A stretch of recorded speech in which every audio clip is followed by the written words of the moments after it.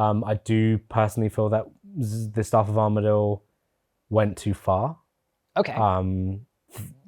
But there is likelihood that it will get looked at. We're not idiots. Like, we're aware when things are super strong, and sometimes it's okay to just say, hey, let's see essentially let's see where it settles. And this kind of thing, same thing happened with Greater Ricochet, where Greco was very strong, and we didn't really change it until a year after its release, because you don't want to knee jerk.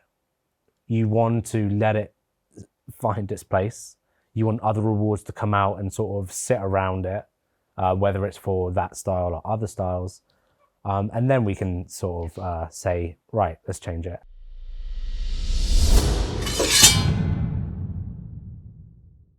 Hello and welcome back. We are live from Jagex HQ and I am joined by Mod Ramen. Today we are going to be talking about power creep and game balance. My name is Kyle.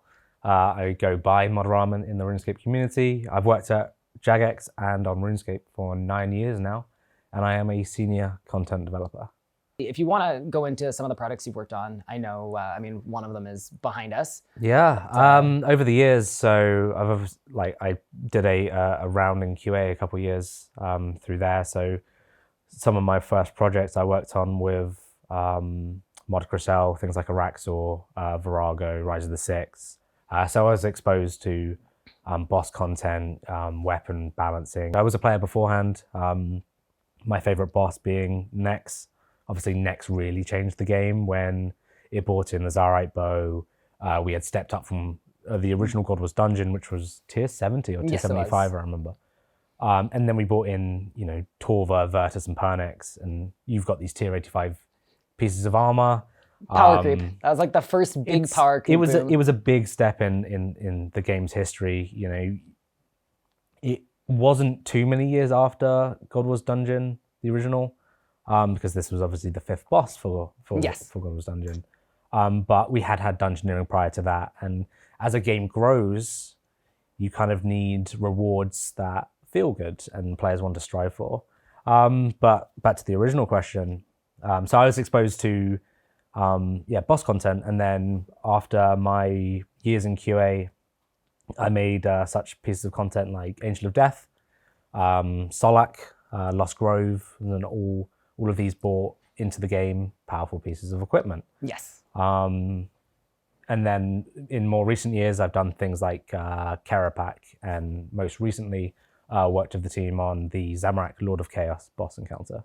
When you're introducing power creep, has to be, an amount of thought that goes into, whether it's balancing things or just coming up with creative rewards that are satisfying or fun to use. And I think you have these phases, kind of like what you said with the Torva, the Pernix, the Virtus, that was a phase. We went from the Bandos phase to, and I think the most recent example of like the game changing in a full phase would be the Fractured Staff of Armadyl, because it completely changed the way that people approach the game. It completely, blew all the damage output numbers out of the water. And I think a kind of first specific question on that is just, were you satisfied with the power of the Fractured Staff of Armadyl, or do you think it came out in a good way? Or do you even think about that when you're designing it, or is it more concept-based, this would be fun? So we're presented with, when we're designing something, we are obviously aware of the game's meta, right? With a game with 3 combat styles, we know which one is the best, which one is the worst, and obviously that leaves then the odd one out sort of in the middle. And we have a good understanding of whereabouts that is. What is usually pretty good is we release a piece of gear, and then later on down the line, there is a piece of content that sort of requires this piece of gear, right? So it would be useful for you to have this strong weapon to take down this stronger boss. Now, you saw that with 2011's 2010's Chaotix, into 2011's Nex. But then as the company was developing the evolution of combat, obviously we needed to take combat to a new place. On release, it didn't go down so well. It's in a really good place now. There's so many interesting intricacies of RuneScape's combat system, so we're obviously super happy. But there was a gap, and then EOC came out, and that completely changed everything. Then Calfight King launched. What was important after Drygos came out is it wasn't long after that the Ascension Dungeon came out. I think it was must have been around June-ish of 2013. That was one of the first projects I worked on when I came to Jagex. So in a short time span, we had Drygos. Yeah. We had Seismics from Virago. Yes. And then we had the Ascensions. So already there's a pool of, hey, here's a tier 90 for this style, here's a tier 90 for this style, and here's a tier 90 for this style. So there's almost a combat style discrepancy, and there have been many, over time where one style takes precedence. But the significance there is that although one style was stronger than the others for a period of time, it wasn't long before the others were also brought up to speed. And the evolution in combat was also in a very infant state, right? Yes. All the different styles had here's a stun ability, here's just a basic shot ability, and a hit ability, and a fire mage ability. Yeah, right? It was probably a lot easier to balance the combat styles when each style didn't really have a unique feel at all. There's balance, right? Yes. There's a line, and they're all sort of there are moments where you'd want to use each combat style. Exactly. Araxor came out, and that was a way of going, hey, here's all the two-handed versions, because the previous were dual-wield. And then Araxor came out, and it was like, okay, here's all the two-handed 290s. And again, maintaining a little bit of balance. Now, in my opinion, this is just obviously my viewpoint on the game as a player over the years and having worked here, things started to get a little bit crazy around Telos launch. Okay. Take me through that. At this point, we had reacted to some of the fallout of Evolution of Combat. So we decided, okay, we need to sort of make special attacks again, start thinking about special attacks, because we had started to offer legacy mode for players who weren't so into Evolution of Combat, right? Yeah. There's a whole array of players that wanted to use legacy mode. So legacy mode, when you think about that and its combat system and what everything was prior to EOC, was you would and then you would use a special attack, right? Yeah, so it was looking at a way to give abilities to someone who was not using abilities. Exactly. So one of the important things from the Telos release, again, it was a solo boss, and it introduced a two-handed item for each of the attack styles. We had to make them good, and they had to have special attacks. The mage special attack is a dud, right? No one uses it. Players have been crying out for us to make it relevant or rework it over the years, and so that instantly, from the get-go of that point, mage had 4-tick auto attacking sort of coming to the light, so that was already the best attack style. But then you had the SGB, the Zaros Black Hole, and then you had the ZGS and the SGB, all these acronyms. And that's where things started to go, whoa, what's going on? Because metas such as 4-tick auto attacking were coming to the top. And now we're at a point where players are going, hey, mage is the best, mage is the best, mage is the best, X is the worst. There's a point at which we looked at what we were doing, and in my opinion, it's a mistake for us to release something and go, right, here's the whole set, ranged weapon, ranged melee, mage, and go, right, boom, here's all three in one content drop. Whereas what is beneficial to us, one as a company, is to say, right, this piece of content has this reward, this piece of content has this reward, and this piece of content has this reward. When we don't make meaningful rewards, or something launches and it doesn't have a good set of rewards, it's no secret. Like, players are disgruntled about it, and they do kick up a bit of a fuss, and they do make noise, and we hear that. So we need to be very careful with how we are sort of giving rewards to the players. And when we do that, that attack style is like, cool, zoom, sometimes up to the top. And sometimes when we release a piece of content with a reward, that reward isn't enough to push it past this, right? So maybe we released, like when Greater Ricochet came out, that range is range all of a sudden range, became the strongest style for a lot of things. Range sits in a really interesting place because of the attack styles, it has the most. It has ECB, SGB. It's got the criminals. We did. It's got the dark bow. It's got the new arrows as well. It's got the dark bow. EOF. EOF is one of the most complicated things we've added to RuneScape, and it's super interesting. I imagine we'll sort of get onto that. Yeah, actually, if we could hop into that now. Yeah, briefly. no problem. But you can see how when we release a piece of content, and we are now doing here's one style per piece of reward content, how we now go and it goes up, and then that's the top attack style. Actually, before we get into EOFs, because I think that's a really interesting topic, and that completely changed the game in so many ways. I realize you asked about the Staff of Armadyl, and we're here. Well, we are in a place, just to call back to the Staff of Armadyl. I think you could compare it to one of those eras like RuneScape, where magic all of a sudden became the best at just about everything. If you can physically bring the combat style there, it will either be the best or it will be the easiest. And one of the things you said is that is okay so long as in the not so distant future, the other styles also get brought back up. So is that something to be expected with the other styles, where it's like, okay, magic is now here, so now we have to touch the other ones? Absolutely. It's a design philosophy that is often donned, flavor of the month. And in recent years, the rune is kind of flavor of the year, because sometimes things there's a little more time, right? Things dominate for so long. And that comes with problems, because if ranged is so good for so long, then a player might get comfortable only using ranged. And even when we start to drip feed in, let's say, magic gear, they might be like, well, range is still so good, so why bother? I mean, and I they think sort of fall behind on the whole gear. Even out of the hypothetical, we can look at melee right now. There have been a number of melee updates that have made melee, a little bit better, a little bit better, a little bit better. Where at this point, if you're experienced in melee and you know how, you can compete decently well with the other styles right now.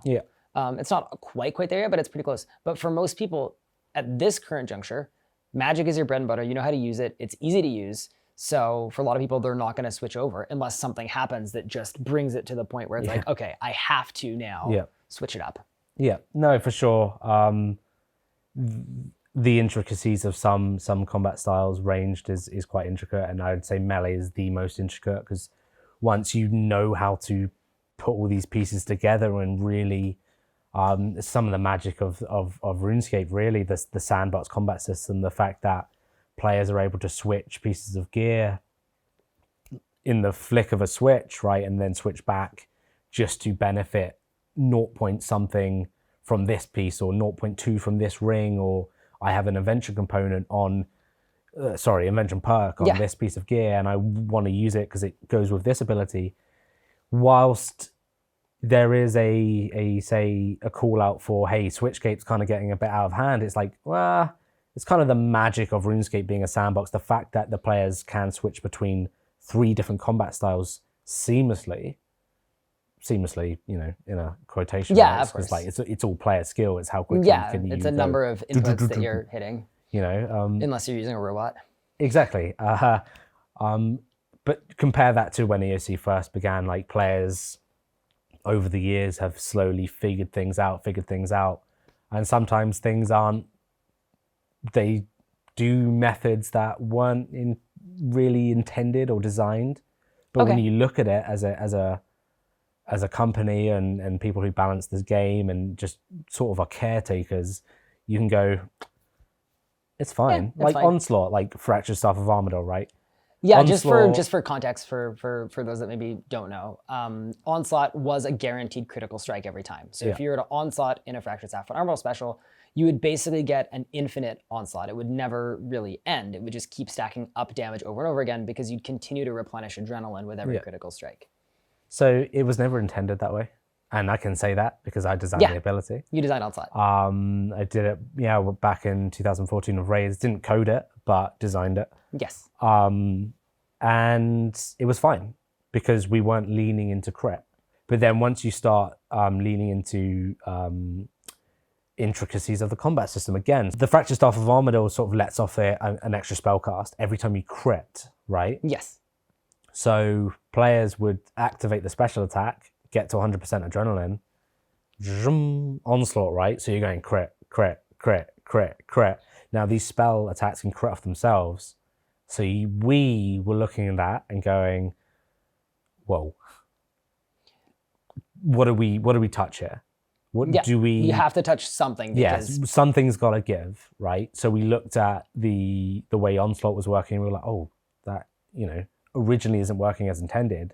So we tone that back, rather than tone up. As long as it doesn't completely strip away everything that the original ability did, which it doesn't. It just does the same amount of damage. It just isn't a crit. Just isn't a crit. That's all it was doing. It wasn't doing any more damage. Wasn't doing any less damage. It was just like going through the combat system. Is this a critical strike?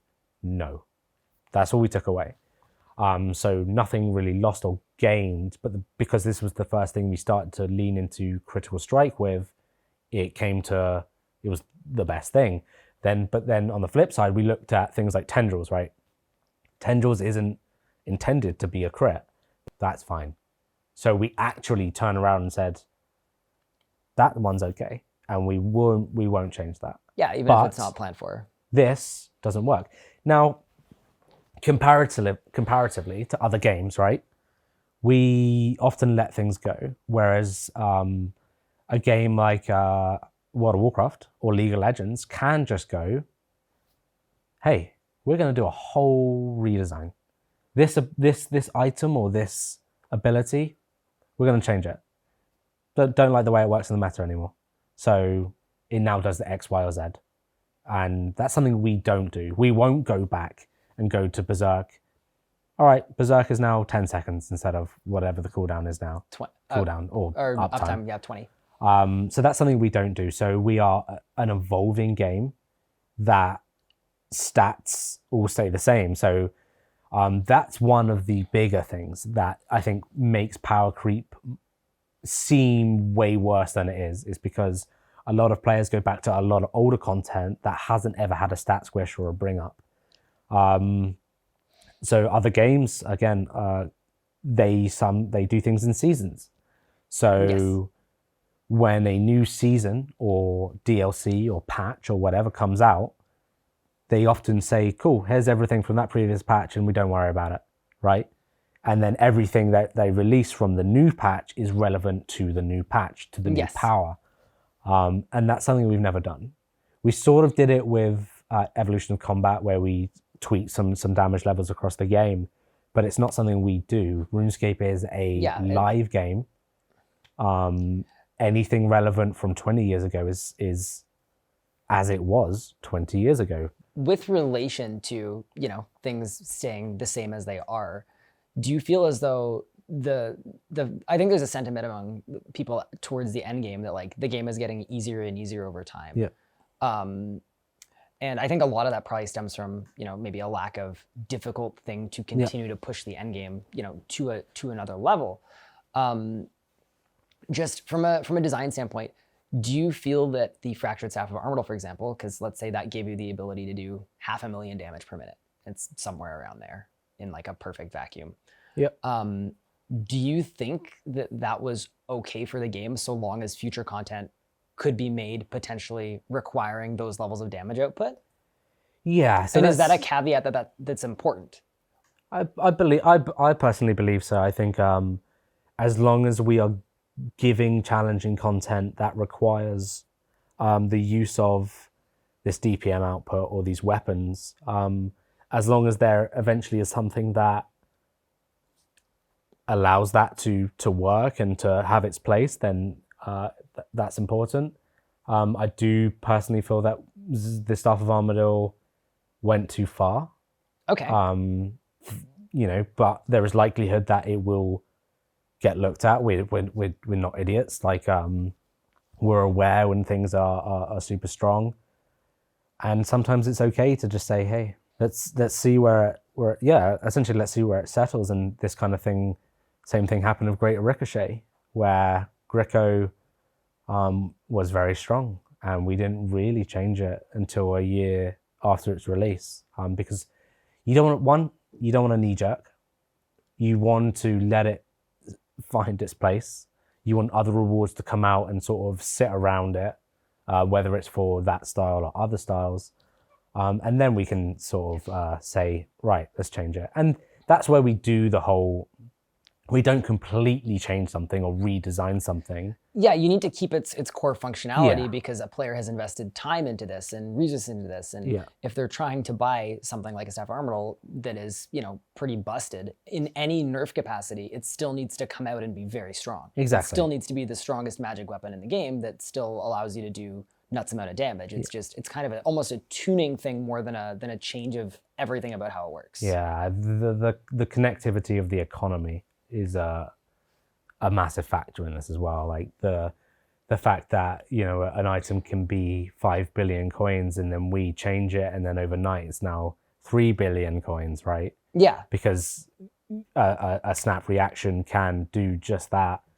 And then you have a lot of disgruntled players, not only because the item that they had is now less, but they're not worried about the GP loss, because sometimes, like, when they purchase something, that GP's gone. Yeah. But then there are players who are like, I literally just bought this for 5 billion, now it's Yeah, worth 3 no, billion. that's right.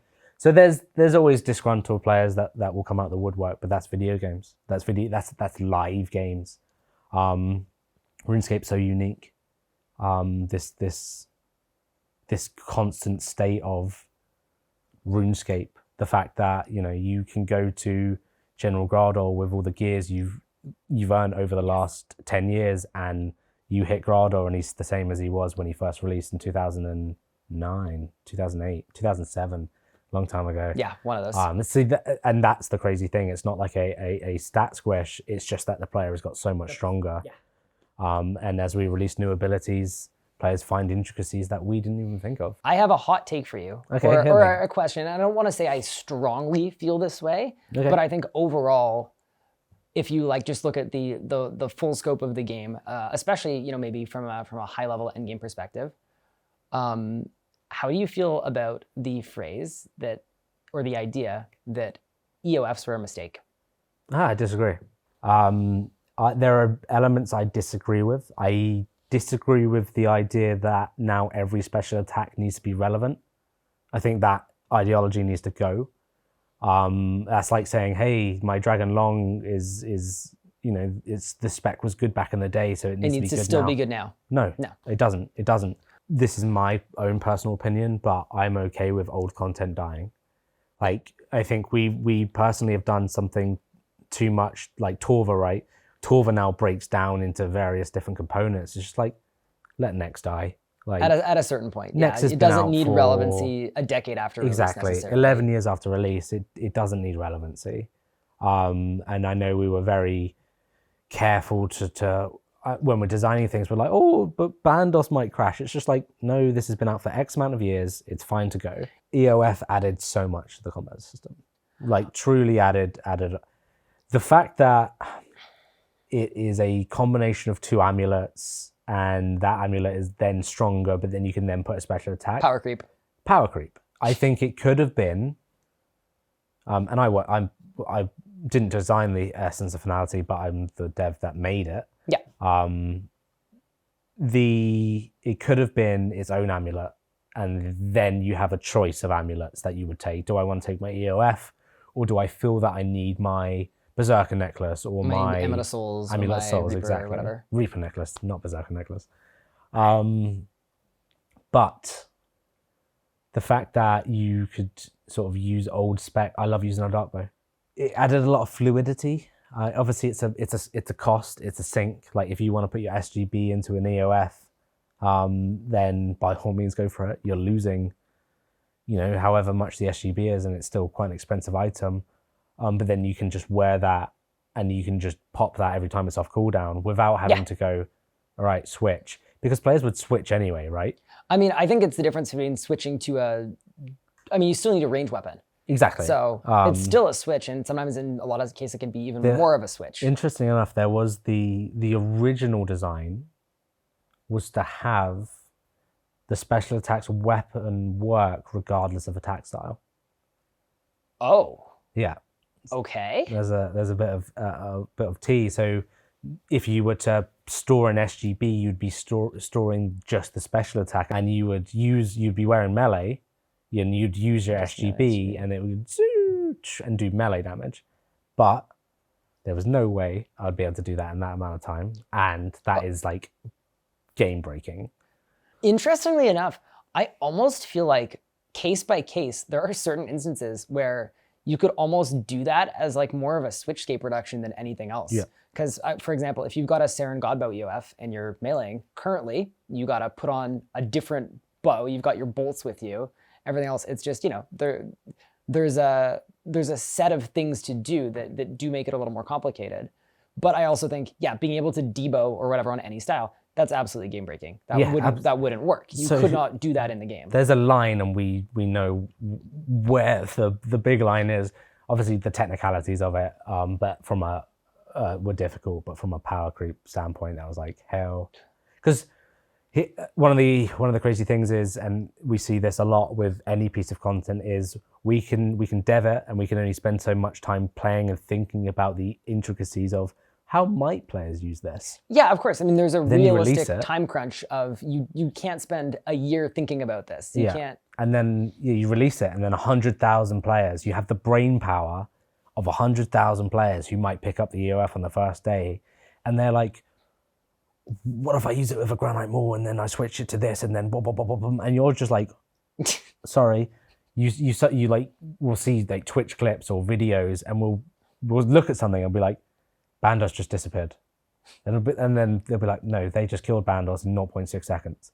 So you'd have to go through and like they're switching and doing everything crazy, and you're like, fair enough. It's not like it's an old boss. Exactly, and it's not feasible to do that every kill, so it's okay. With relation to the EOF, I think one kind of slightly less intended mechanic of it was, or maybe I'm sure it was intended from a design standpoint, but I'd love to hear your thoughts on sort of how this was brought up or considered. But the ability to cast a special attack with anything on the style. So for example, a dark bow is a two-handed weapon, and you can now cast it while you are with a shield on under barricade. And I think that's one of the big power creep points that allowed players to maximize their level of damage output while also mitigating damage. And I think the impact of that was very significant on a lot of, you know, what were considered the end game bosses at the time. So whether it's a Telos or like a hard mode Virago or anything there. Yeah, I mean, it obviously switched things up, but the one rule set we gave was it's freedom, right? You're absorbing the power of the special attack. So as long as you meet certain criteria like style matching, because if you had to wear a two-hander to use a two-handed special attack, the only benefit you'd really get is it scaling up. Exactly. Like you only get the scaling, but the fact that I can be dual wielding, and then all of a sudden I'm doing my SGB spec without having to worry about switching to a two-hander is a nice idea. It's a bit more fluid. That's something that got away from us over the years, is all these switches and different things, and we started to address it and say, hey, let's make things a little bit more accessible by introducing, hey, here's the Ring of Vigor passive. Hey, here's the Essence of Finality. You like that special attack? But it's not like handed to them. It's like, hey, you're going to have to sync this item out of the game. That's a cost to you. But now you have this in an amulet, and you can benefit from it. To the tune of that, and sort of the, you know, Vigor passive, for example, as a switchscape reduction, which was, I believe, functionally that was the objective of it. I know you look at the power of all three combat styles, but do you look at the amount of like actions per minute required on a different combat style and say this is a lot more engaged than this for the same amount of damage? It's something we're aware of, but it's not something we actively say, hey, you know, melee is way more APM. I think the thing that made the Fractured Staff of Armadyl so entirely busted is just allowing a player who does not want to do a lot of switchscape to camp the thing and still drop 350k DPM, just spamming the Armadyl Battle Staff spec. And I think that is one of the reasons why it's such a sought after weapon. I don't think it's specifically, end game, like at the super, super top end, because at the very top end, there's a decent amount of balance in the styles. There are, I mean, the records at a number of bosses, the Telos record is done with ranged. Yeah, which is, that blows my mind considering how much Mage dominated for so many years. But at the same time, melee, the APM versus maging to compete with the Fractured Staff of Armadyl, it's probably 3x. Yeah. And I think that's kind of, I don't want to say a pain point for a lot of players, but I think from a consideration factor, it's not so much that the Fractured Staff of Armadyl is broken in terms of the damage output it allows. Yeah. It's the ease with which it allows that damage output. It's more accessible damage output. Yeah. On the subject of power creep, on like a broader spectrum, we've spoken on the idea that so long as there is more difficult stuff coming out, it just kind of moves the mid game, and the previous end game bosses become mid game and they become more accessible. And that's generally speaking a good thing, so long as there is more difficult stuff coming. So you are one of the leads on the Zamorak boss fight. Yep. And so just take me through sort of how much thought has gone into allowing or creating something that is, I don't want to say power creep proof, but that is difficult enough that even with all the power creep of recent months and years, is going to be, a difficult boss fight, or even you could go as far as say the most difficult boss in the game. The impossible boss fight in the game. The impossible it reaches heights where it is impossible. This one is super interesting because, you and I have both touched upon mainly power creep and having rewards that work for years to come. Now, one of our main goals in Zamorak is to sort of touch upon that. Let's test the waters, and that's why Zamorak comes with an enrage system. We've fiddled with enrage systems with Telos. Telos was the first one, God Wars Dungeon 2, to have an enrage system. And then Arc Glacial came out, and that had its own enrage system. So we looked at the two of them and we learned from them, and players got to 4K Arc Glacial really quickly. If you look back in the day to Telos, players were sort of hitting brick walls to where they were struggling. And correct me if I'm wrong, with the release of Telos, 4K was never meant to be actually attainable. Yeah. There's a comment in code saying, hey, this caps at 4K. Good luck though, with a winky face. Okay, yeah. So it wasn't ever expected that players would ever be able to get there. But the one takeaway from being a RuneScape developer, and especially working on boss encounters, and this is the stuff I say to all our new devs, like Modluma and Sponge, when he sort of came along, is never underestimate RuneScape players, because you will give them a door and say, hey, this is how the mechanic is intended to be done, and they will find every other way possible to go around, under, over, not through that door. So players will do mechanics not the way you intended. They will always prove you wrong. They are so clever. So you need to sort of always bear that in mind. And that's, they did achieve 4K Telos, even though we internally thought it was impossible. So we try and do less of, even though I literally just said, hey, high enrages, this is literally impossible. It is. But that's because we've lifted the bar from 4K up to 60,000. So you want it to be virtually uncapped. That's 60,000 is an arbitrary number that is picked just to say no one's getting there. Yeah, there are certain mechanics in the fight that scale to a point where players' maximum life points literally can't handle that. The players will figure out a way. The main ideology behind pushing way beyond 4K is, one, it will get to a point where it's theoretically impossible, but two, it gives players a platform along with the boss high scores. So with the Zamorak Lord of Chaos boss encounter, the enrage obviously goes up to 60,000, but we're giving boss high scores a go. So players who are these amazing players can group together in groups of 2, 3, 4, or 5, or go in solo, achieve a kill, and they are immortalized forever on the boss high scores. So we're able to then see how far players can really take it, get a good understanding of what points are they starting to fall off at, and us internally, that gives us that's the power level that players start to falter at. That's the average of the high scores and rage. So that's maybe where we can aim some future content where we want to go, hey, we need something mega, mega hard, so we have a benchmark to sort of go up against. But it's also going to be amazing to really see how far some of our players can take it. We have incredibly talented people who know the combat system way better than we do. And I expect to see them sort of at the top of the high scores, but also it's nice for new names to come into the fold, new legends to be born. The fact that I can go onto the website, the RuneScape's high scores, click refresh, and I'm like, who's Billy 041272?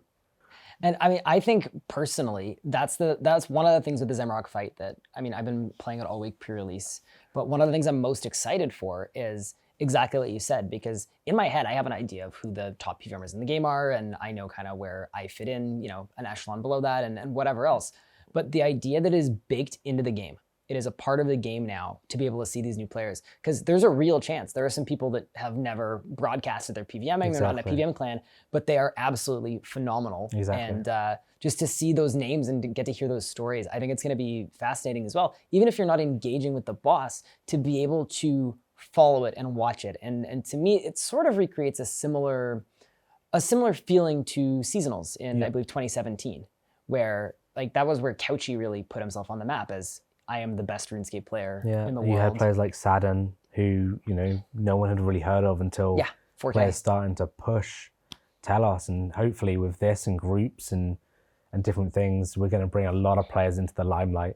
But these are the players who have really learned how to use the power we've introduced to them over the years, gives them that platform and allows us, again, as I said, to benchmark and really figure out where are we at, what's next, what's to come, what style dominates, what things do we need to tweak, change. And yeah, I think it's going to be probably one of the most successful bosses we've ever done, just because of longevity. And in years to come, when we release, let's say, a new codex, players might be able to finally push past the mechanic the mechanic with X and Rage that's been blocking them for X amount of years.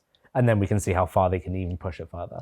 Yeah, it's almost, I mean, I don't want to say it's power creep proof, but because it goes uncapped fairly infinitely, I think you get to a point where, yeah, any new release that gives you power will still be relevant at that boss. And whether it's the top people getting an extra 5 in Rage, or it's, you know, someone who's stuck at 80 in Rage getting up to 100, I think there's a really, really good longevity relevancy there that I don't think you see in a lot of other bosses. That's the thing, like this new reward might only be able to get them to eke out an extra 10 to their high score best, but that's an extra 10 that they didn't have beforehand. So there you go. They'll be in the top spot. With relation to making a boss that is, you know, potentially not power creep proof, but I mean, you use the term impossible at a certain level of difficulty. I think with the Archglacier, there's a lot of, you know, playing around with certain mechanics that scale up with Enrage and certain ones that don't, and figuring that out. But how do you manage defensive abilities because of how ridiculously strong they are? Because to me, they're in a weird spot. Most players don't use them, but as soon as you know how to use them, you can now no-food every single boss in the game. Yeah, no, defensives, they're my personal biggest gripe with the game. They've been too strong from the get-go. If we weren't to do something about them, then it's the same formula for every single boss. A attack comes out, a player will do Disruption Shield and completely nullify that. A attack comes out, a player will use Resonance and they will fully heal and mitigate that the entirety of the damage. A big set of attacks comes out, a player will just pop on Barricade and that's it. They've got 18 seconds of invincibility, right? So we have to start thinking about this. They've been too strong since EOC launch. It's the same formula that the players take to every boss. So we need to start challenging that. We need to start testing that. And we need to break the mold of players' rotations and survivability in boss fights. So where Zamorak now starts to push damage through that, he also layers his own, you know, his own flavor on top to even further push through that. So players that have just been doing the same thing for X amount of years will now have to come up with ideas and methodologies to break the cycle, break the mold, and figure out how to push these high ranges, because they're going to be tested. So, you know, with all that in mind and everything we've discussed, powerful rewards and bosses that now infinitely scale, I think the majority of our future bosses will have this sort of experience where they get an elder mode or an enraged mode that has a supreme hard difficulty, whether that uses the enrage system so it goes infinite and players hit a brick wall and they have high scores. I think that's where we're headed. In terms of flavor of the year, flavor of the month, however you want to call it, in terms of combat styles, is one will always be dominant. One will always be the worst, not necessarily the worst, but it will be the weakest, and one will always sit in the middle.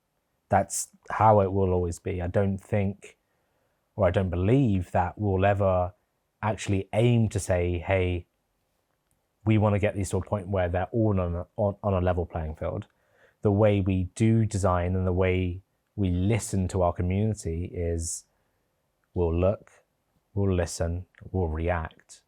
And that's the magic of it. Like players like, hey, this style doesn't have this threshold stun. Is it coming for the next boss? Is it coming from the next Slayer creatures? This would really help us, and we can listen to that and go, you know what? They're right in that regard. So they'll suggest ideas and we'll listen to them. It's not we think this will be cool, but we don't know how it's going to fit in, and we'll just release it. We'll hear what they have to say, we'll react, and then... It's very much, it's out in the open. It's very, I mean, it's not reactive, but it's very calculated based on player feedback and how players, collaborative is a really good way to put it, with regard to, you see what the pain points are, the things that people aren't happy with, and then it's just a situation of, does this actually make sense? Can we do this? Should we do this? And then if, it checks all those boxes, then it probably happens, or there's a good chance that it happens. But there's still so much room for us to do what we did with things like the Fractured Staff of Armadyl, where we're like, hey, this is a cool idea to us. We want to start playing with crit more, or we want to investigate or trial or experiment with new niches of the combat system and say, hey, we're now going to push crit for the next maybe year or so and just see what happens. Because at the end of the day, we're the ones making the game. Yeah. We can push and pull and change things in any direction, whether that's going back and completely changing the identity of Magic or changing the identity of range. We have that power, but we know that players get comfortable with certain styles, and we don't want to disrupt that, but we also want to take the game forward. Take it further. So we build on the foundation we have, and we start tangenting and pulling in different directions. And again, flavor of the year, flavor of the month, however you want to see it. One style will always dominate, and players will cry out for the lowest style to have its time in the sun. And the one thing we can look back on and know that style will one day sit in the throne, and then other players will come out of the woodwork and be like, I want mage to be good again. But it's part of game design. It's part of balancing a sandbox like RuneScape. So it's magical, but it's difficult. Yeah, of course. It's extremely daunting. So with all that in mind, and as a high-level player yourself, what do you think about the future of infinitely scaling bosses, boss high scores, etc.? I think the high-level community for a long time has wanted more content like that, where they can actually push themselves. And it feels like an opportunity for them to, work their way through bosses and take them to higher levels. I think it's fantastic because you're not alienating other players. You're not alienating, newer, less experienced people, but at the same time, you are granting an extra challenge to those endgame people. And I think so long as they're scaled and balanced in a way that it is somewhat rewarding to challenge yourself and take yourself to greater heights, I think a lot of high-level players will be very excited to hear that. And I think it's aspirational content for newer, less experienced players as well, which is extremely important. I think something that, for me personally, I feel has been missing from the game for a very long time.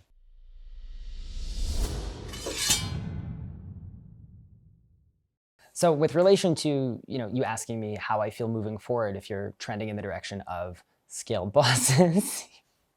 I just couldn't tell if he was doing a bit or for the show. Okay, I'm actually gonna stitch that together in post. Right. So long as those at least it happened at the end. Right, okay. ready? He just gave me a look and it just I'm sitting there like, So long as those, I'm like not looking at you.